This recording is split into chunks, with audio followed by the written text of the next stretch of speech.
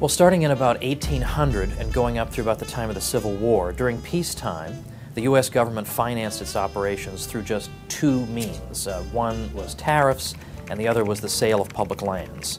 So that's it. There were no other taxes, no other excise taxes. There's certainly no income tax, the very idea of which would have horrified everyone. But with the 20th century, there began to be a move for a progressive income tax, and the rationale for this was that the tariff was contributing to the monopoly problem. The tariff was viewed as being the enemy of the common man. So we'll get rid of the tariff or lower it dramatically and replace it with an income tax that's going to be paid only by rich people. You're never going to pay this tax, so don't worry about it. Now, what in fact happened was they did lower the tariff, they did introduce the income tax, and then in the 1920s they raised the tariff again. So it's what I warn people about when they say, well, I want this kind of tax or that kind of tax.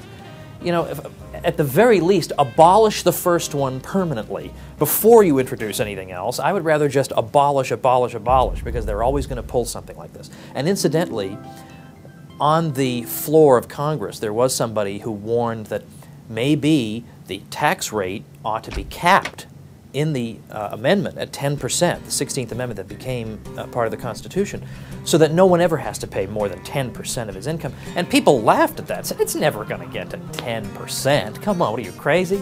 Whereas as soon as World War I came along, we had very, very substantial tax increases, so that in the 1920s, they were reducing the tax burden from tax rates that were in top marginal rates that were in the 70s, and then again later they were returned to the 70s, to the low 90s, in the 1960s, top marginal rates.